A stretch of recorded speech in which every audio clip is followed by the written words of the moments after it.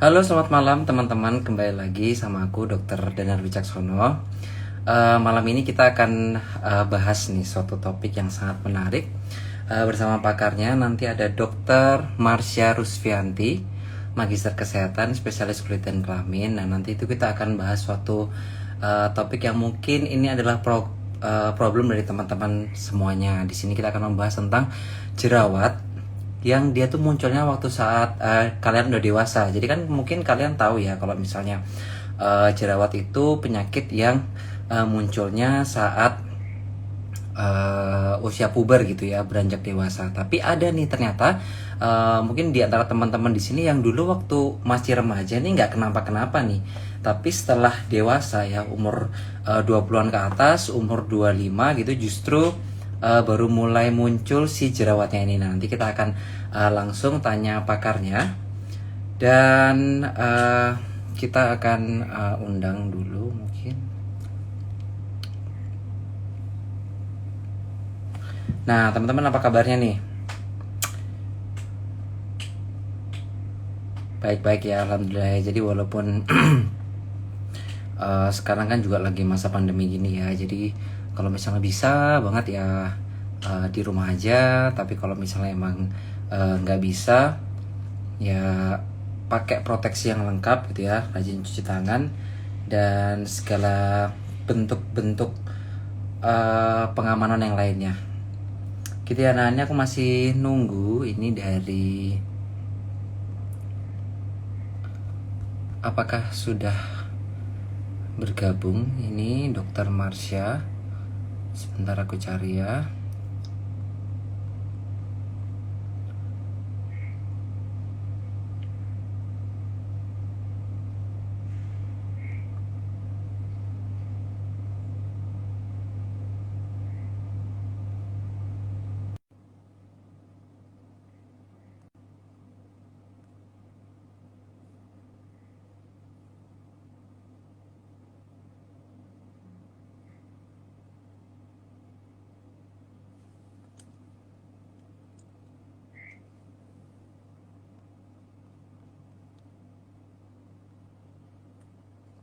Sebentar ya teman-teman, kita masih tunggu.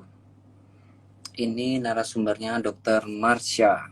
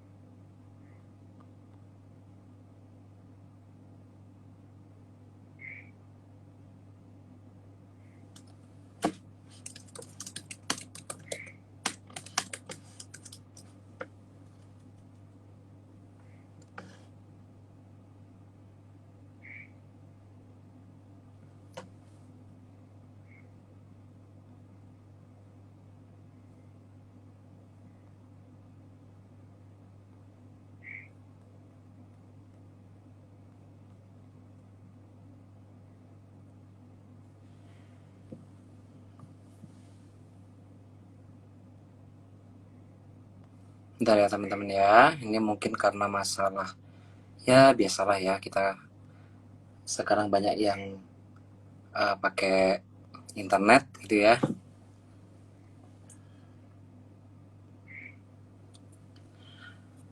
Oh iya, nih banyak teman-teman yang nanyain kenapa kok sekarang jadi uh, kurang aktif ya di Instagram. Jadi memang aku lagi persiapan ujian juga ya. Jadi memang agak, nanti deh kalau misalnya saya ujian, aku akan kembali ya ke dunia Instagram ini.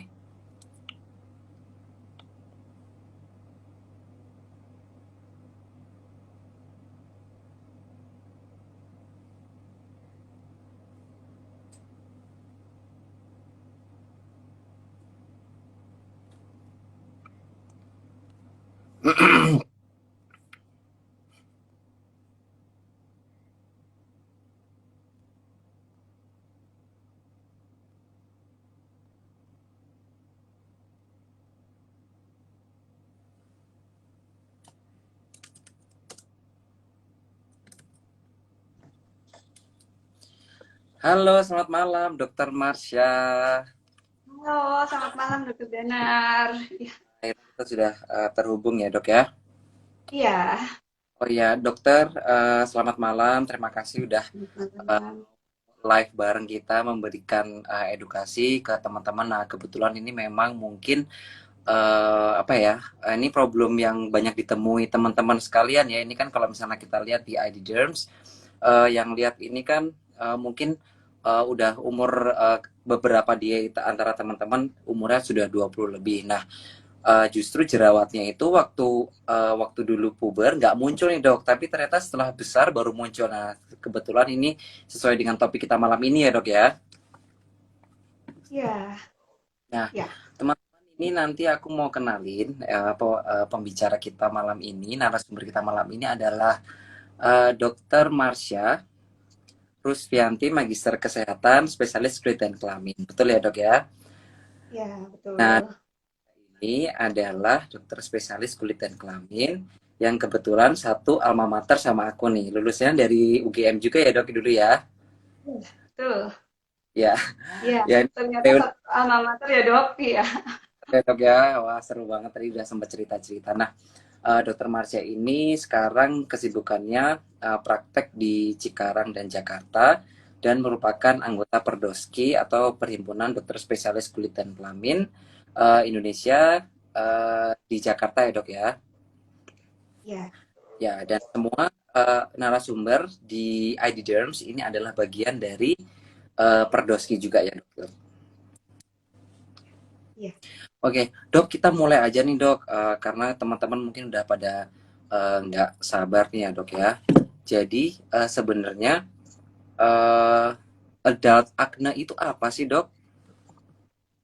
Jadi begini, adult acne atau jerawat yang terjadi pada usia dewasa, yaitu usia lebih dari 25 tahun. Seperti kita ketahui bahwa pada umumnya jerawat itu lebih sering pada usia remaja. Tapi Mm-mm. ternyata jerawat itu juga bisa menyerang bayi, Mm-mm. anak-anak, Ya. remaja, yang paling banyak remaja, dan juga bisa pada orang dewasa. Lah, yang Mm. pada orang dewasa inilah yang disebut dengan istilah adult acne, ya, Oke, atau nah, dok, jerawat pada orang dewasa. Ya. oke, jadi bukan sesuatu hal yang aneh ya, dok ya, kalau misalnya teman-teman di rumah itu awalnya selama puber nggak kenapa-kenapa, tapi setelah dewasa baru muncul jerawat tuh ternyata ada juga penyakitnya ya, dok ya. Ya, memang itu bisa terjadi karena ternyata jerawat itu tidak harus terjadi sejak masa mudanya gitu. Jadi kalau adult acne itu ada yang disebut namanya persisten, ada Mm-mm. yang rekuren, ada Mm-mm. yang late onset. Nah, itu apa bedanya sebenarnya gitu ya? Kalau yang persisten tuh dari masa mudanya ada terus jerawat, nggak pernah habis-habisnya sampai udah bosen sampai dari muda sampai tua ada terus gitu ya. Pasien suka cerita begitu. Aduh, jerawat ini nggak pernah habis. Itu yang namanya persisten. Kemudian yang berikutnya adalah yang rekuren. Nah, rekuren tuh begini. Pada masa remaja jerawat banyak. Terus kemudian sembuh lama gitu. Kemudian muncul lagi jerawat pada masa dewasanya atau adult. Nah, ini yang disebut dengan rekuren. Nah, yang satu lagi adalah yang adult late onset, namanya late onset gitu. Late onset tuh pada masa remajanya bersih banget, tapi tiba-tiba pada masa dewasanya berjerawat. Nah, ini menjelaskan kadang ada pasien yang sering bertanya begini, saya waktu masa SMA, waktu kuliah bersih banget dok, mulus banget. Tapi ini kok umur 40-an, saya kok malah jerawatnya banyak sekali. Nah, ini kenapa? Nah, ini masuk ke golongan yang tadi late onset. Jadi memang itu bisa saja terjadi.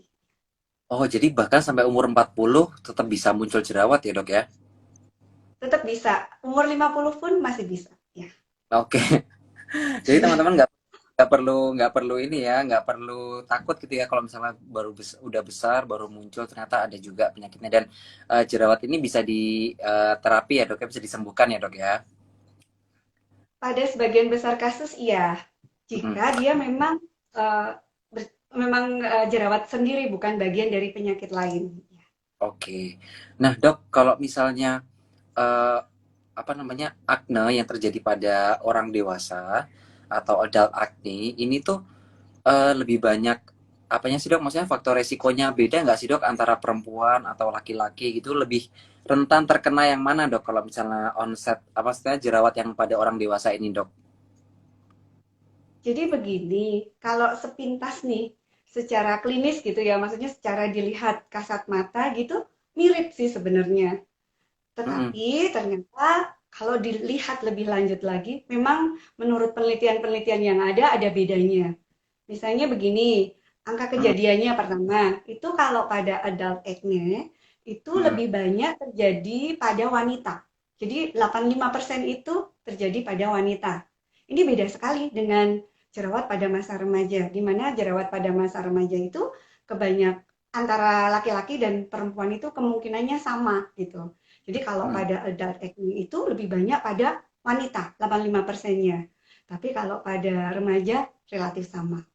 Terus kalau dilihat gambaran klinisnya, sebagian besar adult acne itu lebih didominasi oleh lesi inflamatif. Lesi inflamatif itu lesi meradang gitu. Mm-mm. Yang meradang itu ada yang merah-merah, papul, pustul, nodul, pokoknya yang merah-merah, yang inflamatif. Dan Mm-mm. pada umumnya di area wajah bagian bawah. Misalnya sekitar leher, sekitar mulut, kemudian leher atas, itu jauh lebih sering daripada area-area lain. Walaupun di area lain juga dilaporkan pernah ada juga sih gitu, tapi di area bawah itu lebih dominan gitu. Oh, Kemudian dari ininya apa kemungkinan untuk munculnya komplikasi di referensi disebutkan sudah diteliti memang lebih tinggi, lebih mudah terjadi hiperpigmentasi misalnya, yang bekas-bekas yang hitam-hitam atau coklat-coklat, kemudian bisa juga lebih mudah muncul scar, lubang-lubang, begitu. Itu dok, kira-kira oh, ya. berarti memang kalau misalnya memang tadi ya dok, kalau misalnya lebih cenderung muncul eh, bekas-bekas kehitaman, flek-flek hitam atau bopeng-bopeng yang sampai jeglong-jeglong gitu, berarti Ya. orang-orang muncul aknenya baru pada dewasa atau tadi yang sampai dewasa itu harus lebih care lagi ya dok ya terhadap aknenya ya, jangan dibiarin terus ya dok ya. Iya, khususnya pada kasus-kasus yang berat. Kalau kepada kasus-kasus yang ringan, mungkin skincare apa namanya self medicated atau pengobatan sendiri masih bisa bisa bagus gitu. Tetapi pada kasus-kasus yang berat memang untuk mengurangi risiko terjadinya komplikasi seperti tadi hiperpigmentasi atau scar itu memang harus segera diobati dengan baik. Wah dok, berarti ini kayak saya ini jerawatan termasuk adult acne juga ya dok ya. Tapi dari dulu saya kayak dari dulu waktu remaja memang banyak jerawatan, tapi sampai sekarang sih masih memang sering muncul sih dok, tapi nggak yang sebanyak dulu waktu masih puber gitu dok. Berarti ini termasuk adult acne juga ya dok ya? Yang persisten ya dok, yang persisten adult acne. Iya, iya, Nggak yang eh, persisten adult acne ya. khawatir dulu. Aku memang jerawatnya cukup banyak sih dok ya dulu sampai jadi pasien pasien langganannya dokter Etna dok ya, salah satu guru kita di UGM dok. Tapi ya Iya. udah semakin gede ya masih muncul sih tapi cuman satu atau dua itu terutama pada saat stres. Nah, ada nggak sih dok faktor hubungannya antara stres dengan akne mungkin dokter? Sebenarnya stres itu berpengaruh ke banyak hal, tidak hanya acne, iya kan? Iya. Berpengaruh banyak sekali stres. Ya, salah satunya dengan acne, kepada acne ini. Mm, Ternyata stres itu bisa membuat ketidakseimbangan dalam tubuh kita. mm, Khususnya kaitannya kalau dengan acne ini dengan ketidakseimbangan hormonal. Dan mm. juga ketidakseimbangan mediator-mediator yang dikeluarkan oleh tubuh kita. Jadi tubuh kita itu sesuatu yang kompleks sekali dan bisa rentan dipengaruhi oleh suatu hal. Contohnya tadi stres. Memang stres kurang menguntungkan bagi orang yang memang udah punya bakat acne gitu. Kalau nggak ada bakat mungkin juga tidak terus mudah-mudah timbul acne. Tapi pada orang yang bakat, nah faktor stres ini mungkin akan memegang peranan penting. Ya. Oke, mantap. Jadi teman-teman kalau bisa stresnya dikurang-kurangin ya dok ya biar nggak jerawatan ya dok ya. Iya, ya. Oke dok, nah terus kan tadi kita udah bahas ya sedikit tentang stres yang berpengaruh pada jerawat. Nah kalau misalnya jerawat pada dewasa atau adult acne ini ada hubungannya nggak sih dok sama orang kan bilang katanya, oh ini keturunan nih, karena dulu bapaknya jerawatan, ibunya jerawatan, berarti sekarang ini kamu tuh keturunan. Nah itu ada bagaimana tuh dok hubungannya genetik itu dok terhadap akne ini dok? Iya, jadi begini, sebenarnya acne itu 80% juga memang ada faktor genetik. Sudah banyak diteliti gitu ya. Mm-mm. Terutama untuk kasus-kasus yang berat itu sampai 80 sampai 85% itu ada eh, turunan gitu. Misalnya ayahnya atau ibunya atau saudara kandungnya itu ada yang berjerawat juga gitu.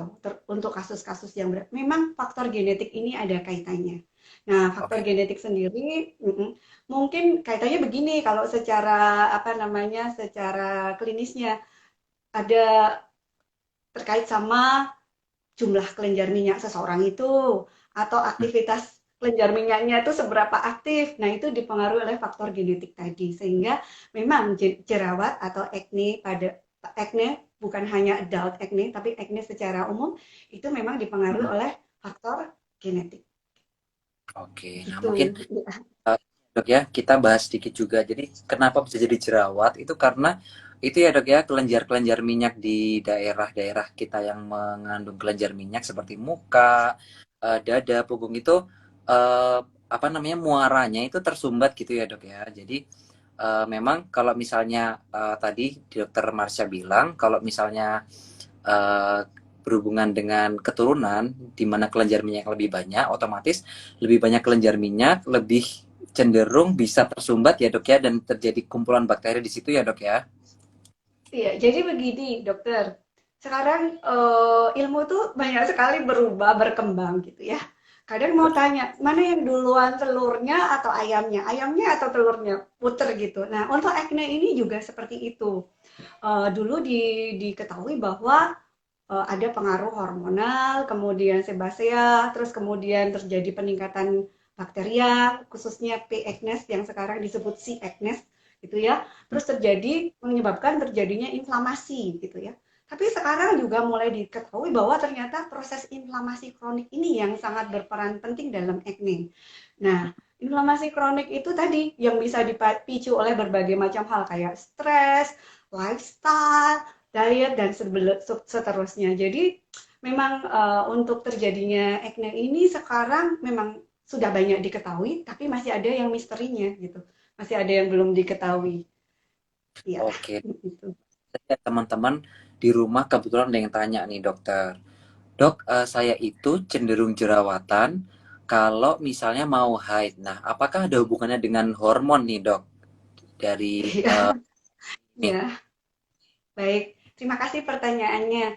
Jadi memang acne baik pada masa bayi, anak-anak, remaja, atau dewasa semuanya terkait dengan hormon, hampir sebagian besar terkait dengan hormon. Misalnya penjelasannya begini, pada masa pubertas, nah ada peningkatan hormon androgen atau hormon kelamin gitu ya. Kemudian pada masa dewasa tadi lebih didominasi oleh wanita ya Mm-mm. dibandingkan laki-laki sampai 85%. Ada apa ini gitu ya?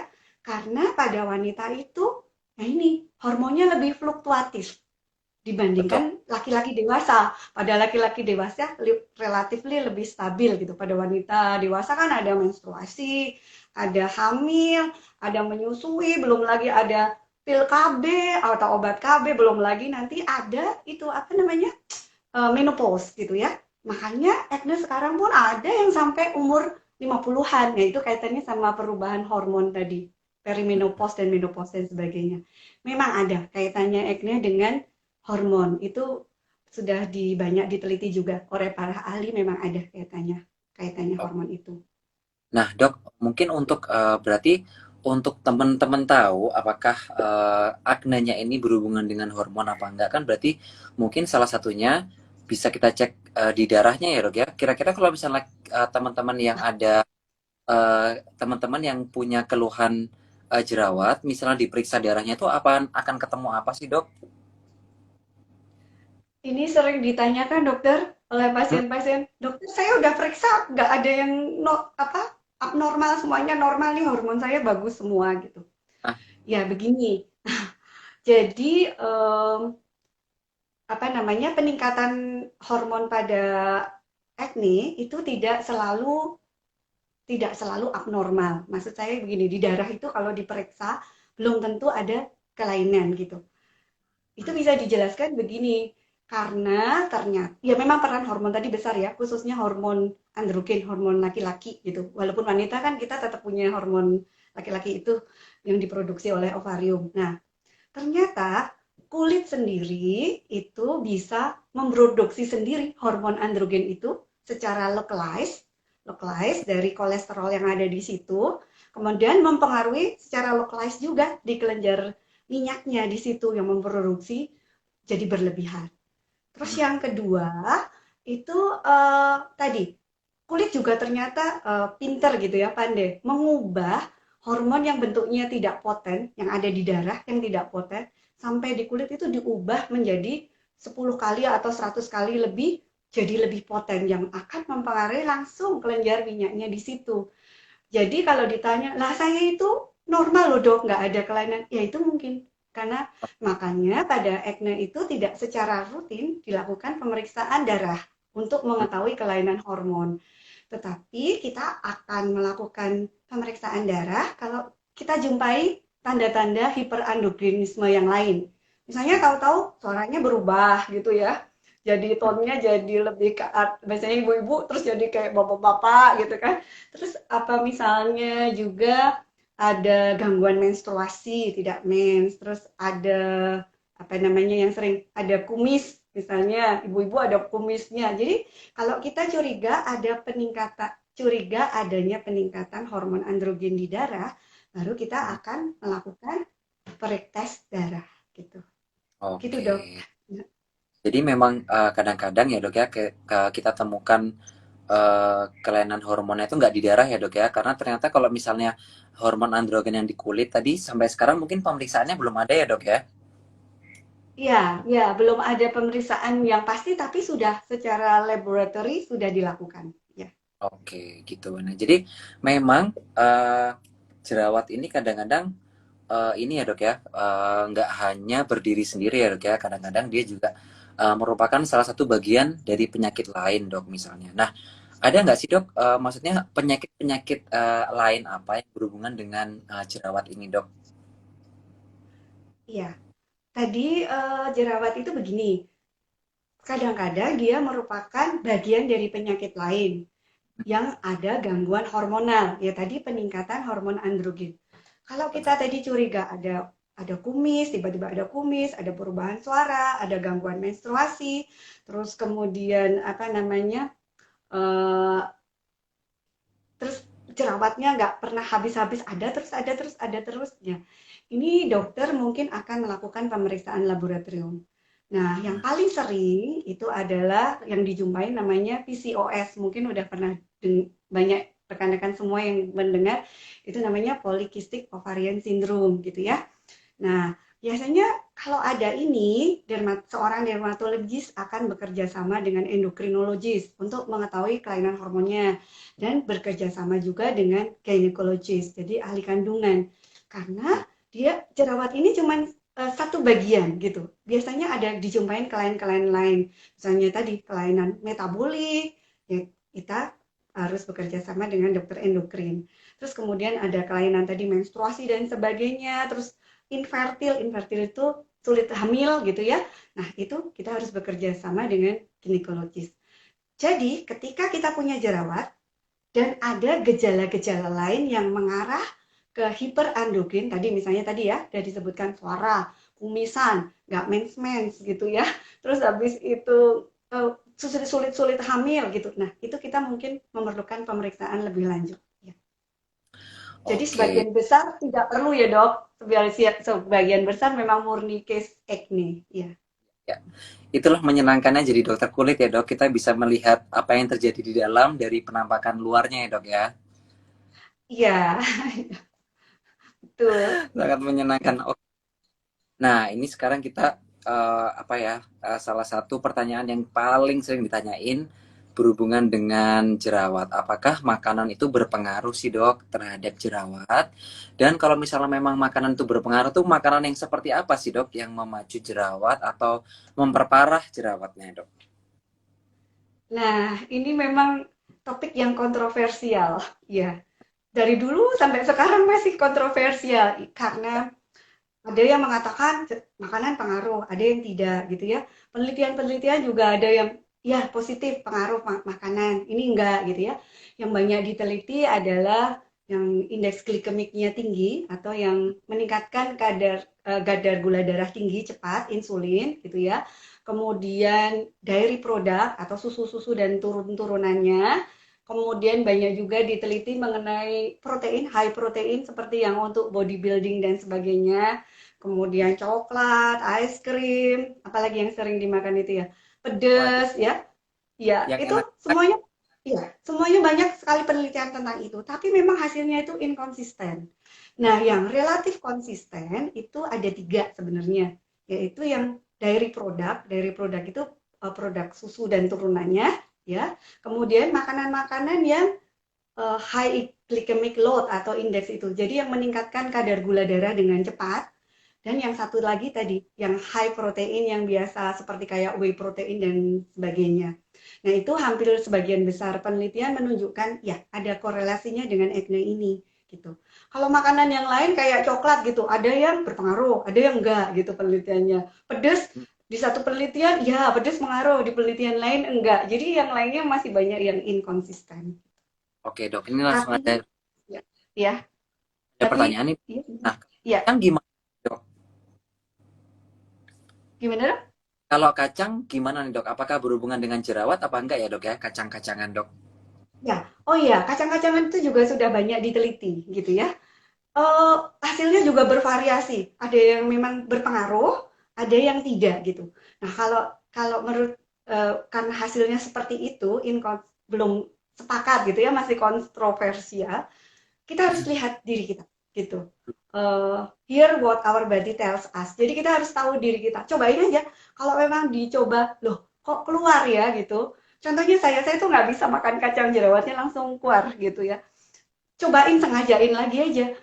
Kalau Hmm, memang berjerawat, berarti kita golongan yang terpengaruh karena setiap individu itu tetap unik, oke. masing-masing, khas ya gitu. Nanti diamati aja karena memang hasil penelitiannya masih ada yang iya, ada yang tidak. Oke. Nah nih dok, nah ini pertanyaan ada lagi nih dari teman-teman. Nah, tadi kan dibilang kalau misalnya itu dairy produk ya, atau produk-produk susu dan turunannya ya dok ya. Sekarang kita tahu nih dok, kalau misalnya makanan-makanan zaman sekarang nih, kayak cake segala macem lah, terus habis itu es krim, kan itu pakai susu ya dok ya. Berarti itu juga nggak boleh ya dok ya? Atau untuk orang-orang yang emang terpacu dengan produk-produk susu, produk-produk turunannya itu juga nggak boleh ya dok ya? Ya, begini, tadi kembali lagi, setiap individu itu tidak sama. Kita Mhm, harus bisa mengenal diri kita sendiri, gitu. mhm, mhm. Hasil penelitian bilang bahwa susu dan turunannya sekian-sekian gitu. Tapi kan ada nilai minimal minimumnya, misalnya kita minum sekian atau makan sekian tidak berpengaruh. Nah, kita perlu mengamati kita gitu. Mengamati kita sendiri. Kita sampai seberapa banyak ya makan atau minum susu atau dan turunannya itu ternyata nggak berjerawat, kalau misalnya enggak, sudah makan saja gitu kan. Mhm, mhm. Jadi pada Tetapi kalau minum makan sedikit saja udah terpengaruh ya kita mungkin pada saat flare up atau jerawatnya sedang parah-parahnya ya lebih baik mengurangi dulu. mhm. Jadi mungkin karena setiap orang itu sifatnya unik ya dok ya.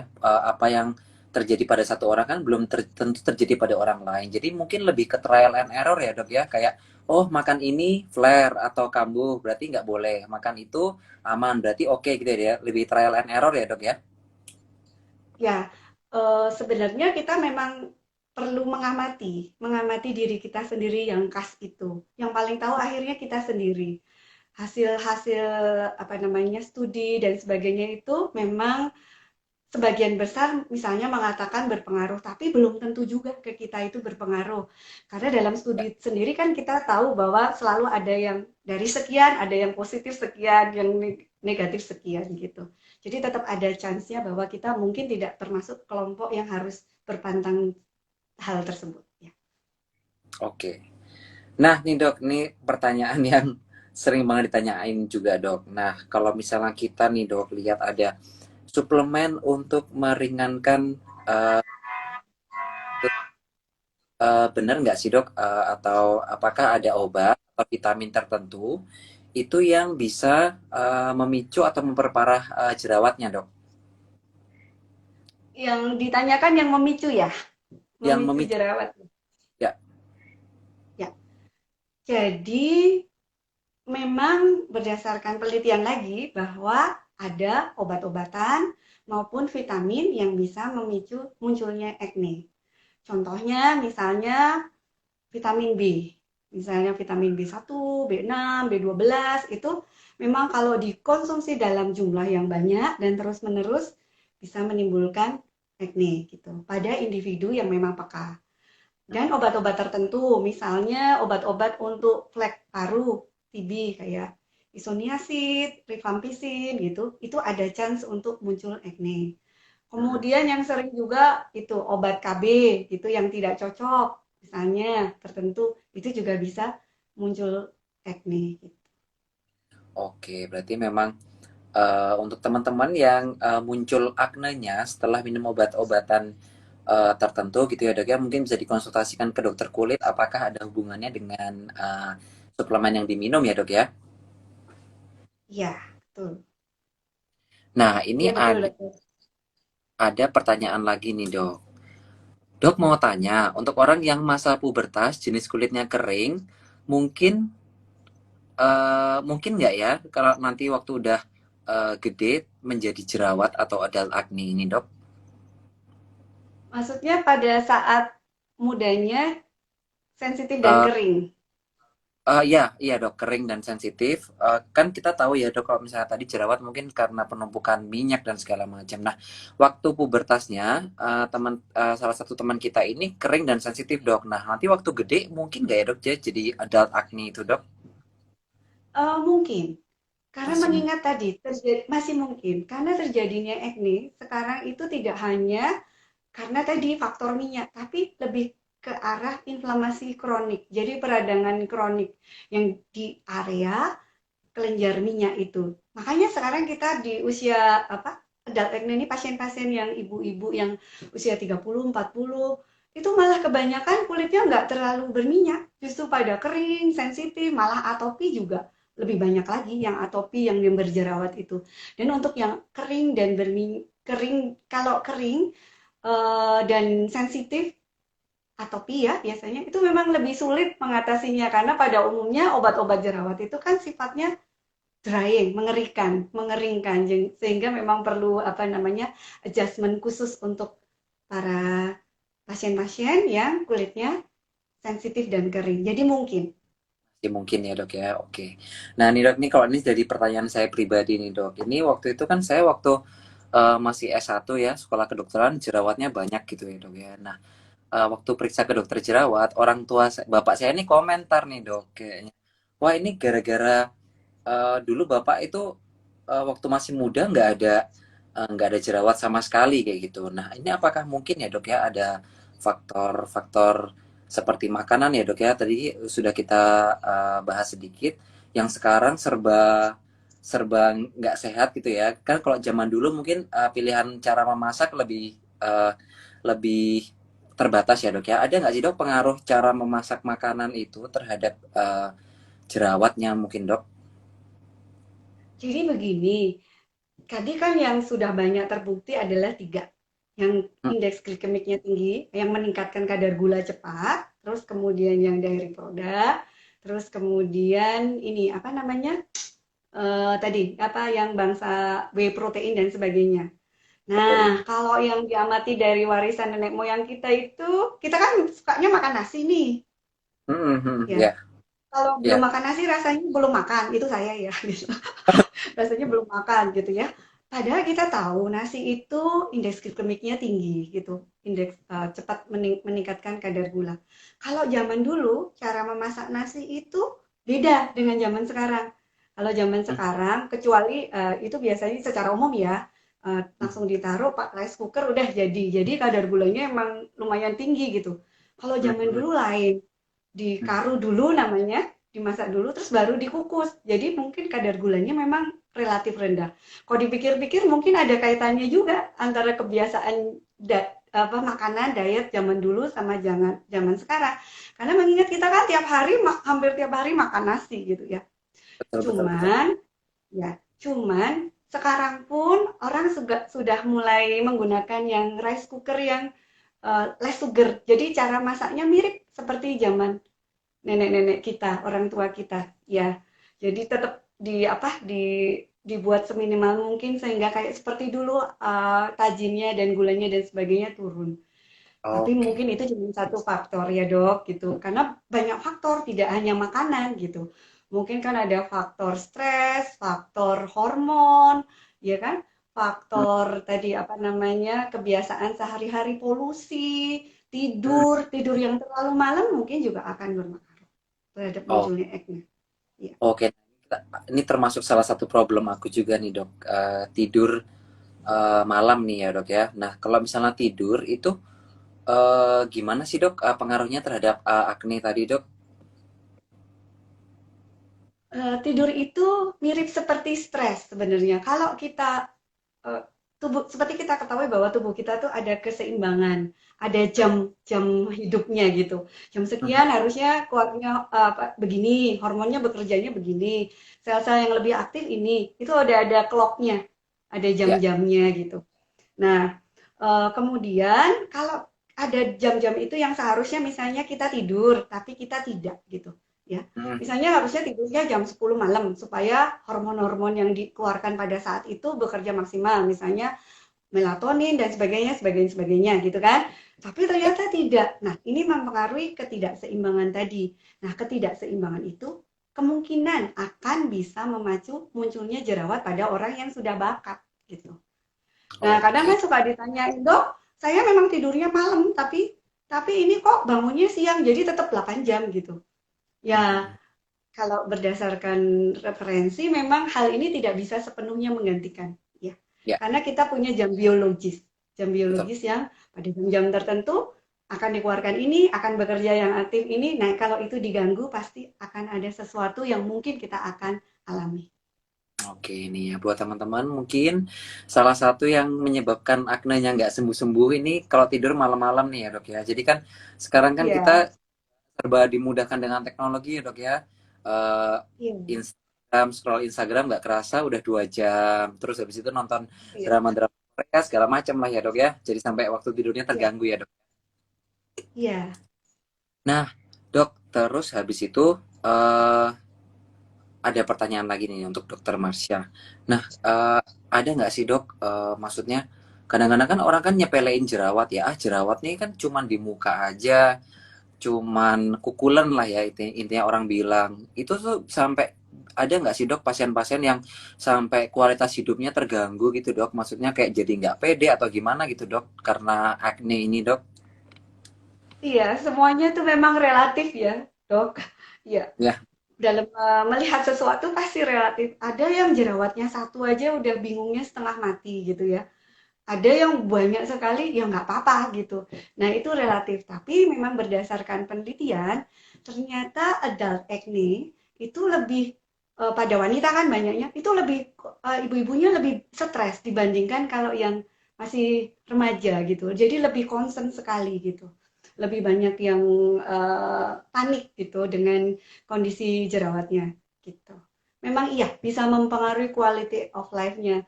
Ada yang sampai nggak kerja, ada yang sampai depresi ada gitu. Ada yang pernah sih saya dapat pasien yang karena jerawat itu menangis itu juga ada gitu.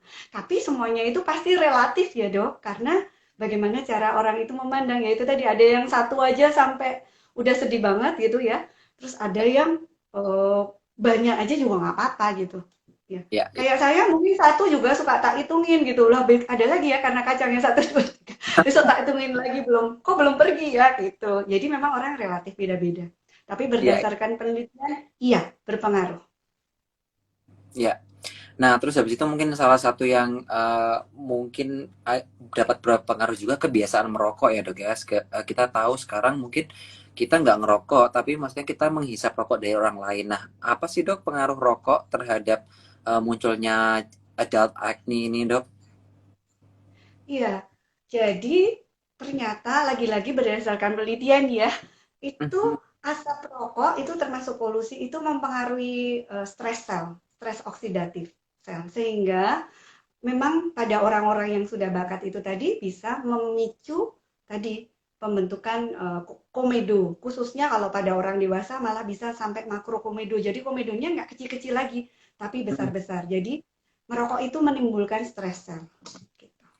Dan merokoknya nggak harus merokok sendiri ya dok ya. Ternyata merokok dari perokok, perokok pasif juga menyebabkan bisa juga ya dok ya. Iya, dari lingkungan juga bisa, dokter. Mhm. Misalnya tadi lingkungan pekerjaan, makanya dikenal juga klorakne, ya, Ya, ya. klorakne. Ya, itu pada pekerja-pekerja yang bisa berkontak dengan klor. Ya, itu bisa. Nah, Jadi pengaruh lingkungan memang ada, ya. oke. Nah, nanti teman-teman bisa ini nih ya, mulai setelah sesi live kita ini, teman-teman bisa mulai mengeliminasi satu-satu kira-kira yang ada di sekitarnya apa, mungkin jerawatnya bisa berkurang. Nah, sekarang nih dok, sekarang kan kosmetik segala macam ya dok dipakai. Ada serum, ada tabir surya, segala dipakai ya dok ya. Ada nggak sih dok pengaruhnya adult acne ini dengan penggunaan kosmetik zaman sekarang nih dok? Jadi ya saya juga wanita ya dok, seneng kosmetik juga gitu sama gitu. Wanita hampir nggak bisa lepas dari kosmetik, tapi kalau mungkin laki-laki nggak ya. Cuman gini, pertama kita memang harus mengenali kulit kita. Kulit kita itu seperti apa gitu. Sehingga kita bisa tepat memilih kosmetik yang kita butuhkan. Mhm. Misalnya contohnya, kulit kita itu berminyak sekali gitu ya. Terus kemudian mudah berjerawat. Tentu saja kita akan pilih kosmetik yang oil free, yang non komedogenik dan juga Hmm, non acnegenik. Ya contohnya seperti itu. oke. Kemudian misalnya kulitnya sangat sensitif gitu ya. Mungkin kita tidak bisa memilih kosmetik yang mengandung keratolitik yang kuat. Keratolitik itu pengelupas. Kan sekarang lagi tren juga dikelupasin kulitnya gitu ya, pakai scrub dan Ya, sebagainya, pakai bahan kimia eksfolian ya, eksfolian gitu ya. Nah, itu juga. Makanya kita case per case. Jadi kita harus mengenali diri kita sendiri. Sebenarnya mhm. kita itu kulitnya seperti apa toh gitu. Kategorinya seperti apa sehingga kita bisa memilih kosmetik dengan bijaksana.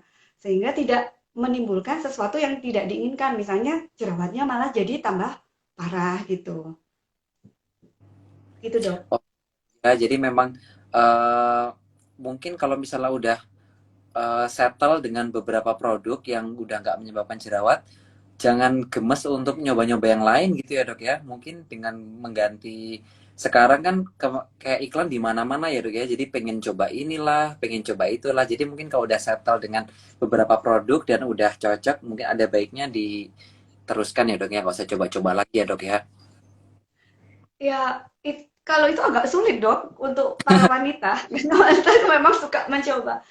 It's okay kita punya favorite things gitu ya. Karena ya, masa kita nggak punya favorite gitu. Kadang-kadang kita seneng, oh aku seneng ini gitu, nggak apa-apa. Tapi ya itu tadi, kita harus bijaksana. Kenalin dulu kulitnya gitu. Terus kalau misalnya pengen nyoba-nyoba, jangan nyoba dulu di area yang luas, tapi di area yang kecil gitu. Kalau Hmm, memang sepertinya tidak ada reaksi dan baik-baik saja, baru dicoba di area yang luas gitu. Pada oke. kenyataannya agak sulit dong kalau, aduh, itu terus gitu ya. Kadang memang pengen mencoba. Mungkin pengalaman rekan-rekan semua juga para wanita seperti itu. Gitu. Nah ini nih ada temen yang bilang racun TikTok tuh dok. Baik sekarang kosmetik promonya di TikTok ya. Jadi memang godaannya tuh besar ya dok ya untuk mencoba yang baru. Nah, ini mungkin teman-teman nih boleh tahu nih dok tips untuk mungkin kalau misalnya jerawatnya masih ringan gitu ya dok ya, apa ada nggak sih dok yang bisa kita lakukan di rumah sebelum mungkin datang ke dokter kulit gitu dok? Iya, untuk kasus-kasus acne yang ringan, kita memang bisa melakukan self medicated gitu, nggak apa-apa, gitu dicoba dulu. Nah, prinsipnya begini, self medicatednya itu ya tadi pertama sesuai dengan jenis kulitnya gitu kan. Terus kita evaluasi kalau memang tidak ada perbaikan. Nah, itu perlu pergi ke dermatologis. Nah, apa yang bisa kita pilih? Misalnya gitu ya, kalau kulitnya berminyak sekali, misalnya contohnya kita bisa pilih sabun yang ada benzoyl peroxide-nya, itu kan OTC juga. Ya. Atau salicylic acid 2%, itu kan juga OTC, bisa gitu. Bisa dicoba untuk hal-hal seperti itu. Tetapi tadi perlu memperhatikan kulitnya. Kalau kulitnya memang super-super sensitif, nah itu lain kasus. Tapi kalau untuk jerawat yang ringan dan kulitnya juga nggak begitu sulit-sulit amat, it's okay. Itu nggak apa-apa. Dicoba untuk mengobati dulu untuk kasus-kasus acne yang ringan. Ya. Nah, terus kalau misalnya kira-kira udah nggak ini nih dok, kalau misalnya nggak sembuh-sembuh, terus jadi tambah berat ya dok ya, muncul mungkin nanah-nanahnya banyak, mungkin ada sampai benjolan-benjolan besar gitu dok. Apa sih yang harus dilakukan dok? Iya. Kalau kita mempunyai jerawat yang cenderung berat, memang sebaiknya tidak ditunda-tunda untuk berobat gitu. Karena Hmm. risiko untuk terjadinya tambah berat lagi, tambah besar. Kalau semakin lama semakin parah, itu risiko untuk munculnya komplikasi semakin besar. Nah, komplikasi yang paling kita tidak mau itu scar. Scar itu yang jeglong-jeglong itu, yang cekung-cekung itu, ya, bopeng-bopeng, itu yang scar atrofi. Dan yang lainnya lagi adalah skar hipertrofi yang menonjol-menonjol, yang sering dijumpai di daerah bawah-bawah sini. Itu kan juga kurang nyaman gitu ya. Nah, oleh karena itu kalau kita memang jerawat ringan, nggak apa-apa, dicoba dulu. Tapi ada termnya, ada waktunya. Misalnya, oh kalau dalam waktu 4 minggu atau sampai 6 minggu belum ada perbaikan, ya udah deh, saya pergi ke dokter gitu. Tapi kalau untuk acne yang berat, itu tidak cukup hanya dengan sabun, oles-oles, itu tidak cukup. Kadang-kadang kita perlu obat oral atau obat yang diminum, dan juga kadang perlu tindakan tertentu gitu untuk tadi untuk mempercepat penyembuhan sehingga nantinya tidak jatuh ke dalam komplikasi gitu yang scar dan sebagainya itu yang penanganannya jadi lebih lama, lebih sulit dan tentu saja lebih banyak biayanya kalau sampai scar-scar yang dalam-dalam. Iya. Nah, terus mungkin ini kebiasaan teman-teman di rumah nih kalau misalnya ada jerawat dipencetin ya dok ya, gemes gitu rasanya dok. Itu sebenarnya boleh nggak sih dok? Atau harus steril atau gimana dok? Kalau saran dari dermatologis gimana nih dok? Sebaiknya memang tidak memanipulasi jerawat secara berlebih-lebihan. Kalau kita memecat sendiri, itu cenderung akan berlebih-lebihan. Karena pokoknya harus keluar gitu ya. Kalau berlebih-lebihan akan menghasilkan namanya proses inflamasi atau peradangan. Nah, peradangan yang nanti kalau dipencet terus peradangannya hebat, risiko untuk munculnya scar itu besar gitu. Scar itu yang lubang-lubang tadi besar dan juga risiko untuk munculnya hyperpigmentasi juga besar. Yang coklat-coklat bekasnya itu gitu. Betul ya dok. Daripada nanti tambah parah, tambah bopeng gitu ya, mendingan langsung diserahkan ke ahlinya ya dok ya. Kalau misalnya jerawatnya memang sudah berat ya dok ya. Sebaiknya seperti itu, ya. Ya, terus habis itu ada nggak sih dok tips-tips dan trik dari dokter Marsha sendiri sebagai dokter kulit agar aknanya cepat sembuh dok? Teman-teman yang mungkin akne fighter nih di rumah, biar cepat sembuh gimana sih dok? Iya, ya. Ya, itu memang perlu kerjasama yang erat antara penderita akne tersebut dan dokter gitu. Karena dokter kan tidak bersama penderita itu sepanjang hari gitu, hanya memberikan saran-saran. Banyak banget yang sangat tergantung dengan tadi konsistensi dari konsistensi kepatuhan terus dari pasien sendiri kedisiplinan ya karena mengobati jerawat itu tidak bisa dalam satu malam seperti apa besok udah langsung bagus gitu enggak dia butuh kesabaran dan proses tetapi dengan kesabaran proses dan ketekunan itu biasanya baik hasilnya tapi memang tidak bisa secepat kilat gitu harus sabar. Betul. Jadi memang tidak ada yang instan ya dok ya. Kalau misalnya pengennya cepet bikin Indomie ya dok ya, instan. Nah, jadi mungkin itu teman-teman ya. Jadi ada sekarang banyak sekali ya dok pasien yang datang kayak gitu, baru dipakai krimnya 3 hari, udah datang lagi. Kayak dok ini kok nggak sembuh-sembuh gitu ya dok ya. Jadi memang butuh kesabaran dan istilahnya tuh kayak sabar dan apa yang disarankan oleh dokternya dilakukan untuk beberapa saat dulu ya dok ya sebelum memutuskan untuk oh obatnya ini nggak cocok itu memang harus butuh waktu ya dok ya. Iya, iya, betul. Iya. Nah, mungkin kalau misalnya dari teman-teman yang datang ke dokter kulit ya, misalnya datang datang ke prakteknya dokter Marsha nih, pasti mereka kan expect mungkin ada beberapa tindakan nih ya dok ya yang bisa meringankan jerawat. Ada nggak sih dok misalnya di dengan terapi berbasis cahaya atau apa yang bisa meringankan acne ini dok? Iya, tadi kalau misalnya ada jerawat yang berat sekali atau peradangannya berat gitu dan masih aktif sekali misalnya bisa dilakukan terapi sinar seperti misalnya Mm, blue light treatment. Itu juga mm, bisa membantu sih gitu. mm. Atau pada kasus-kasus yang sangat-sangat meradang sakit bisa dilakukan penyuntikan di intralesional gitu. Jadi memang pada kasus-kasus yang berat, kasus-kasus tertentu yang perlu ditangani dengan cepat, memang ada tadi terapi tambahan seperti injeksi, terapi sinar maupun laser. Oke, jadi memang penanganan dari akne ini bisa kita serang dari berbagai macam sudut ya dok ya. Jadi disesuaikan dengan penderitanya ya dok ya. Iya, betul. Oke. Iya, Nah, dokter. dokter ini ada pertanyaan dari teman-teman di rumah nih salah satunya. Dok, kalau misalnya jerawatnya muncul di punggung, itu obatnya sama nggak sih dok? Kalau misalnya sama jerawat yang munculnya di wajah dok? Iya, belum tentu sama gitu. Jadi harus dilihat kasus per kasus. Tetapi Mm. pada umumnya kulit punggung itu kan relatif lebih tebal daripada wajah gitu. Mungkin diperlukan kekuatan yang lebih dibandingkan kalau kita menggunakan di wajah.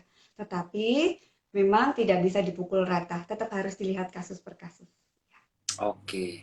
Nah, ini mungkin pertanyaan terakhir nih dok, karena ini kita live-nya dibatasin ya sama Instagram. Ini ada satu pertanyaan lagi yang juga sebagai pertanyaan aku sebenarnya. Nah, dokter, ada nggak sih hubungannya kalau misalnya kita makan makanan yang digoreng, digoreng-goreng itu dengan munculnya akne itu dok? Tadi kan kita udah tahu kalau misalnya yang indeks gulanya tinggi, terus produk protein dan produk susu ya. Nah, ini kalau misalnya cara masaknya digoreng nih dok, apalagi yang biasanya teman-teman ini sukanya yang digorengnya sampai minyaknya hitam tuh dok, sampai biar lebih gurih ya dok ya. Itu gimana tuh dok? Ada Iya, hubungannya itu nggak? juga ya, itu sudah banyak diteliti juga mengenai minyak. Ya, Mm-mm. ada yang hasilnya ya berpengaruh, ada yang tidak gitu. Dari penelitian yang ada gitu. Jadi belum ada kesepakatan gitu ya. Ada yang iya, ada yang tidak. Nah, kembali lagi kita lihat aja kita sendiri gitu. Bagaimana dengan apa kalau kita makan sesuatu dengan digoreng, apakah jerawat kita akan tambah parah atau enggak? Kalau memang enggak tambah parah, tetap segitu-segitu aja, berarti kita bukan golongan yang terpengaruh oleh minyak-minyak gitu. Tapi Mm-mm. kalau ternyata ketika pakai banyak makan yang gorengan, terus yang minyak-minyak begitu, terus kita berjerawat parah, ya sudah sementara mesti dikurangi karena memang hasil penelitian belum konsisten untuk minyak. Ada yang mengatakan iya, ada yang tidak. Oke, Dokter Masya, terima kasih sekali dok sudah menjawab pertanyaan, sudah menjelaskan dan menjawab pertanyaan teman-teman di rumah sekalian. Seru sekali nih, nggak Sama-sama, iya. udah hampir sejam kita ngobrol dan aku yakin Oh pasti iya. teman masih ada banyak pertanyaan. Nah, nanti buat teman-teman yang masih ada pertanyaan tentang adult acne ini, mungkin kalian bisa komen di IG live-nya. Nanti akan aku simpan dan di mungkin di uh, Instagramnya ID Derms itu nanti boleh ditanyakan dan nanti mungkin akan dibantu juga dari Dokter Marsha untuk menjawab ya dok ya kalau masih ada pertanyaan ya dok ya. Baik, Dok. Terima kasih banyak Dokter Marsha. Salam untuk keluarga. Terima kasih sekali lagi sudah berbagi ilmu untuk teman-teman. Semoga apa yang kita obrolkan malam ini bermanfaat untuk teman-teman di rumah sekalian ya dok ya. Sampai jumpa lagi dokter di lain kesempatan dokter. Iya, terima kasih Dokter Danar. Terima kasih Ya, semua. Ya. oke Selamat teman-teman. malam. Selamat malam, sampai jumpa lagi. Sampai jumpa.